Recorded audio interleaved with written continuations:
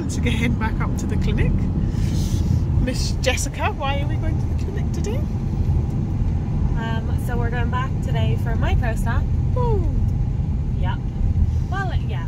Except we don't really know what this is for, which probably won't surprise many of you that have been following us along, that we don't actually know what the drugs are for.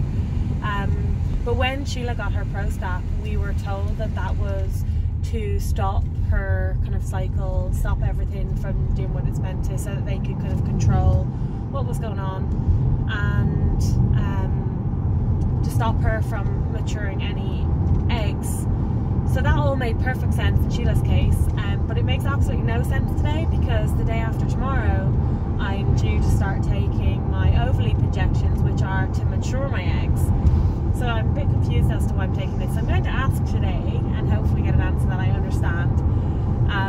We did try and do some research about it, like what all the hormones do, but we just got more confused. So I'm going to ask my nurse today. The other thing that I want to ask today is about who can attend what appointments, because at the moment we are still going in one at a time for our appointments. We're not allowed in together, but it does say on our clinic, on their website, that there will be some appointments that we can go in together, and I'm hoping, so Sheila has her scan later this week to look at her lining, and then I have my scan next Monday to look at the follicles. So I'm kind of hoping that we will be allowed into each other's scans, because I think that's a really important bit to find out, like, the information, and yeah, so I'm going to ask that today and check that that's going to be okay.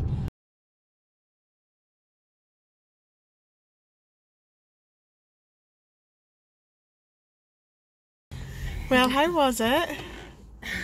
I'm really excited. So that was just the first time that I've like properly got excited. I think I had a really good nurse.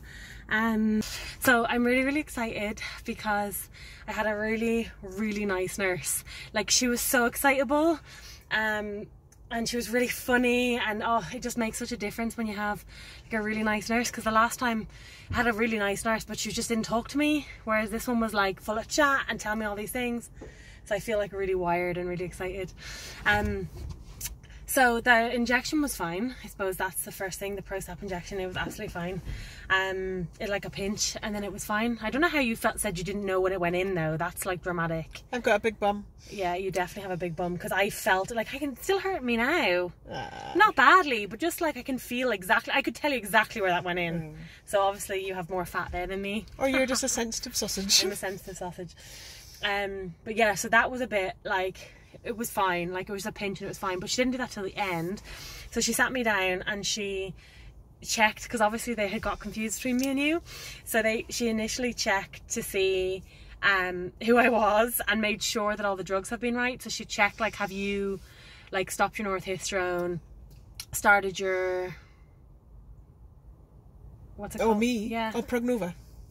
Your Prognova, like, how's all that going? I explained that you had some swelling yesterday. She's like, that's normal, she shouldn't have any more, that's all going fine. I said, yep. And then she checked at me, have you stopped your northistrone, and you had a bleed? And I was like, no. And she went, oh, and I said, I've got a coil, and she went, oh, fine. And I was like, oh my god, I just had a heart attack, because she had a heart attack. But she was like, oh no, that's fine, you've got a coil, okay. And she's like, and you're here for your Prostap? And I said, yeah. And she was like, okay. She said, it's all very confusing, because it also apparently said on the file that I was here, so it was your appointment, and it said on it, Sheila here for Prostap and to pick up northistrone, which was obviously your appointment. Oh, do you remember for your time? Yeah, so for Sheila's Prostap, she also had to pick up more northistrone because she was double dosing. So they'd obviously copied and pasted that comment in. So they were then panicking, thinking like, why are we still taking northistrone? So that's why she was clarifying everything, like, everything's fine, we're doing everything right. And she was like, okay. So that was fine. And then she's happy, and she was like, I was really confused. And I said to her, I was really confused. I said, I'm still kind of confused, like, why am I taking Prostap? And she said, it's because it's to quiet my ovaries. So essentially, from right now, they're going to put them to sleep. And then on Wednesday night, she called it something. She did this with her hands. Like fired up, but it's not that. It's something like that. But it's like a quick burst. I don't know if I remember this later. I'll put it in when I'm editing. But like the Ovaloop that I take on Wednesday night, like fires them into action. Weakens them all up. Yeah. And then off we go with growing follicles. I will be scanned next Monday.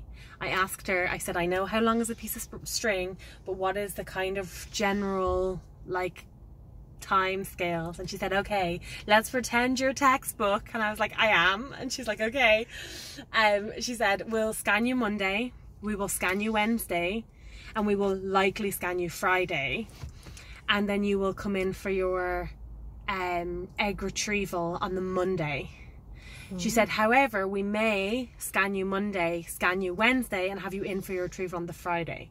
So it depends on how the drugs go, but we will definitely be scanned Monday and Wednesday. And then we will either come in for the retrieval on Friday or on Monday. So I was like, okay, and that was really helpful for my brain to get like proper, I'm sitting with this on, I'm not going anywhere, to get proper like guidance on that. So then I was on a bit of a roll, and I asked her about who can come to the appointments. So bad news, we are not allowed to each other's scans. We kind of thought maybe we did think that might be the case. Particularly, she said that they've actually recently, so up until recently, they were allowing people in for scans and for teaching how to take injections, which I will come to. This one today, you would have been allowed into, and the scans you would have been allowed into, but because with the second lockdown, in order to keep the HFEA happy, they've changed the rules. So so you will have to go to your scans on your own. I will have to go to my scans on my own. I did get brave and ask, could we film at those scans? And she just looked at me like, why? Why would you film at them? And I was like, I'm just curious about like you know, the information and trying to relay information. And I didn't say about YouTube, but I was just like, I'm curious about filming. And she was like, I don't think so. She's like, I'm not sure about the legalities of that. She was like, ask whoever's scanning you what you can scan or what you can film. But generally speaking, she said she didn't think so. She said, you can't really see anything. And I was like, well, I remember at my assessment I could see all my follicles, because you remember they scanned Sheila and then they scanned me, and you could really see the difference in our ovaries, and you could really see my follicles. They were really big and white and stuff. So I was like, I really want, obviously I'll see that, but Sheila won't. And I don't know what I'll see with your lining, but I would like to see it anyway. So they said no for that, but we are allowed in. So you are allowed to come in for egg retrieval, and I am allowed to go in for embryo transfer. We're allowed to be together for those. You have to go in for your pregnancy bloods on your own, but it's just a blood draw, and then they'll ring us that day and tell us whether or not. So we'll be together to find out. And then for the pregnancy scan, we're allowed to go together. So for all the kind of big stuff, we are allowed to go. We're just not allowed to go to the build-up ones together, which is a bit frustrating. But we did kind of think, like, we're just happy the treatment is still ongoing, to be honest, like that we're not having it cancelled because of COVID. So if that's what it takes, that's what it takes. So yeah, and then she was like, right, I'm going to teach you how to do these drugs. And I was like, okay. And I don't know, I just did not feel prepared for that. I hadn't really thought. I know we had said, Sheila and I had talked about this before I went in, that they'll likely show me how to take the Ovaloop that starts on Wednesday. But I don't know why I didn't really think about what that meant until I was sat there like, oh my God, and I felt like it was an exam, and I was like trying to take notes and mentally, and then I was wishing that I had recorded it, but it was fine. She talked me through the pen, how to use it. It's going into my thigh, which I was not prepared for. I thought it was going to go into my tummy. She let me practice. They have this like little like squeegee thing, and you sit it on your thigh and you inject yourself with it. So she had me do it all and like practice how to use it, because I didn't know that was coming either. She didn't say, I'm going to have you do it until the end when she said, right, your turn. And I was like, oh my God, a test. I'm not prepared. I haven't studied. So I was just like, okay.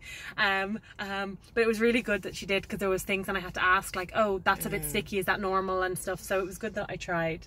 But again, that made me really excited. And she was saying, she was like, no matter what, you take 3, and this is a reminder to myself for later when I watch this back, when I forget, you take 300 mils, whatever it is, 300 of this every day until somebody tells you otherwise.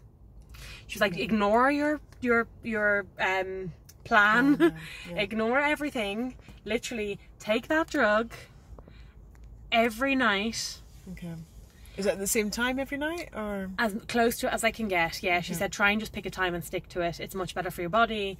Just take it every night until you hear otherwise. I was like, okay. She said it's important for us to know that in case we're going to run out. She said we shouldn't run out. We should have loads. Okay. There was also, I asked her about the whole 900, 300 difference.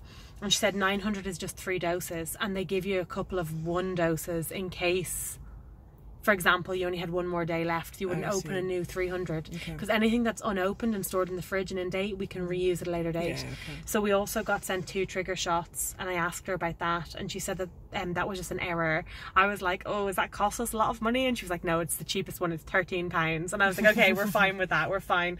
And she said, like, and you can, again, keep it in the fridge. Yeah, okay. And if we need it for the future, we can. So that was quite good. And then she said, so yeah, it's a 3 dose, and then at the end of the 3rd day you just put in a new one, new one, so you just load it up the 300 each day. Okay.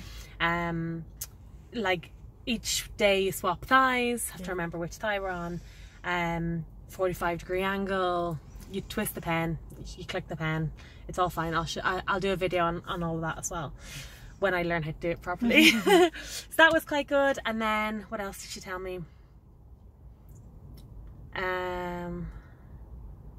Overleaf. Oh, so I asked her, she was like, oh, it's getting really exciting, and she was making me really excited. And I said to her, like, I can't believe, like, this time next week I'll be scanned to see my follicles. Like, how many should I be expecting? Like, I hear that 15 is the magic number. And she's looking at me like, 15 what? And I was like, 15 eggs. Like, I read, like, everywhere that 15 eggs is, like, for research base is the best number. And she was like, okay, we're just going to take this down. And I was like, okay. And she was like, sit back down. Because I was, like, on my way out the door. And she said to me, 15 is a great number, but it is a lot of eggs. Okay. She said, let's aim for something like 6. Oh, really? She said, let's aim for 6 eggs. And then she said, hang on, I'm going to just look at your file. So she looked at the file and she said the words 27. So when she was looking at my file, she said, oh, 27, okay. She said, okay. You might get 15. If anybody was going to, you might. Yeah. Like, it all looks good, you're in the right age, everything looks exactly how it should. But let's aim for 6. Because you seem to me like the type of person who would aim for 15 and get 11 and be disappointed. And that would be mental, because 11 is insane. And I was like, okay. And she's like, so we're going to aim for 6, and then we are going to be thrilled with everything else that we get. And I said, okay.